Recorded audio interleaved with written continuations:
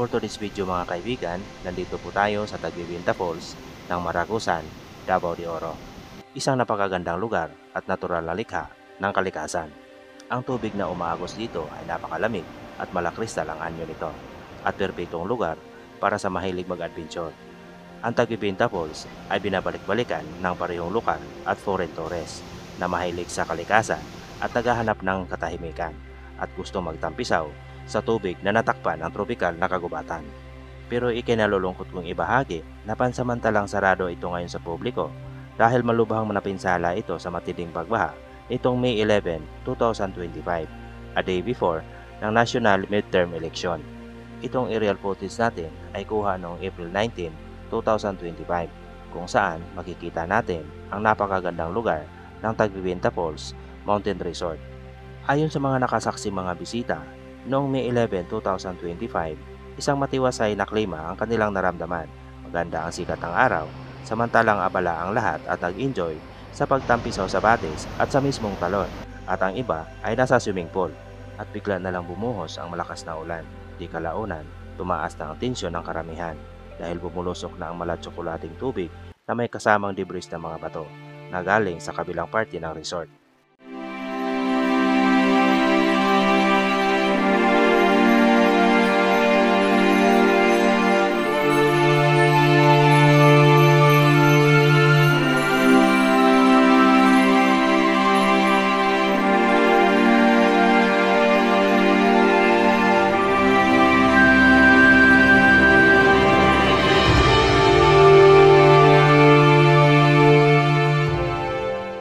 Sa di inaasahang pagkakataon, pagsapit ng alas 5 ng hapon sa araw na yon, ay tumambad na lamang sa karamihan ang sira-sirang mga cottages, sanhi ng pagbaha na may kasamang rock debris.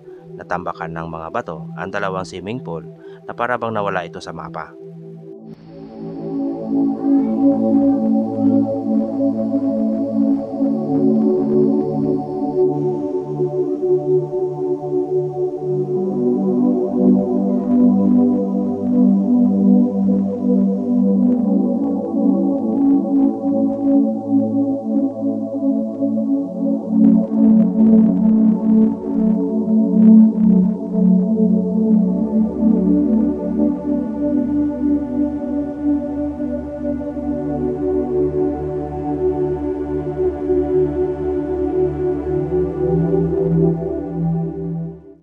Hindi rin nakaligtas ang receiving area building na napuno rin ito ng putik at graba. At dito rin galing ang tubig na sanhi ng biglang pagbaha sa sentro ng Barangay Coronobe kung saan dito mismo nasakop ang Taguibinta Falls. Wala namang naiulat na casualty o nasaktan sa nasabing kalamidad, pero marami nangamba kung safety pa ba ito bilang tourist destination.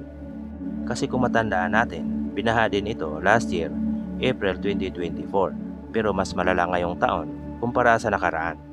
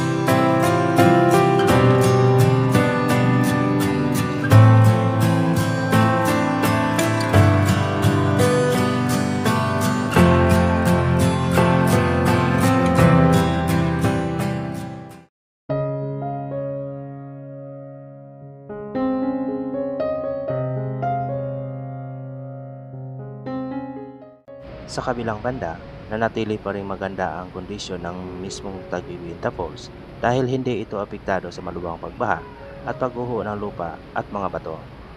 Ang Taguibinta Falls dito sa Maragusan, Davao de Oro ay higit pa sa isang natural na kababalaghan. Mayroon itong mayamang kasaysayan na nag-ugat sa katutubong komunidad ng Mansaka. Ito ay dating lugar ng kalakalan para sa iba't ibang mga tribo na magdadala ng kalakal tulad ng mga sariwang ani at mga hayop. Itong Tagbibinta Falls ay isang sagradong lugar na komunidad ng mga tribong Mansaka na may mga alamat sa isang espiritong naninirahan sa kagubatan na nakapagpagaling ng mga may sakit. Ang Tagbibinta mismo ay isinalin sa terminong maliit sa tribong Mansaka na tumutukoy sa laki ng batis na umagos sa talon.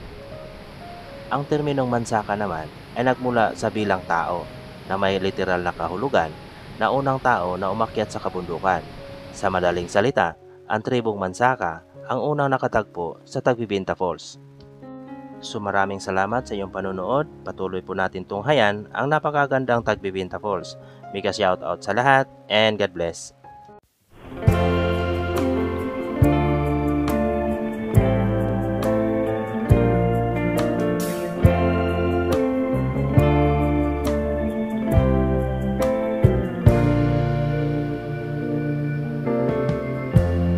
Lighten up, take me on your magic river.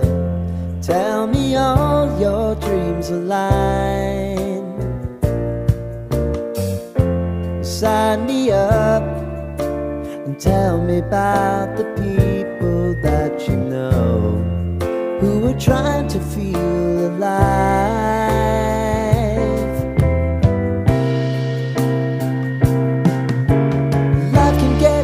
So honey, if you need to cry,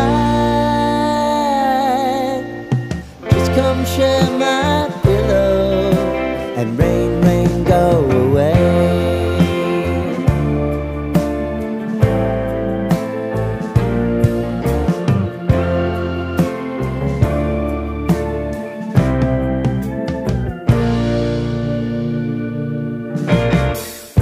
I wanna hear about everything you're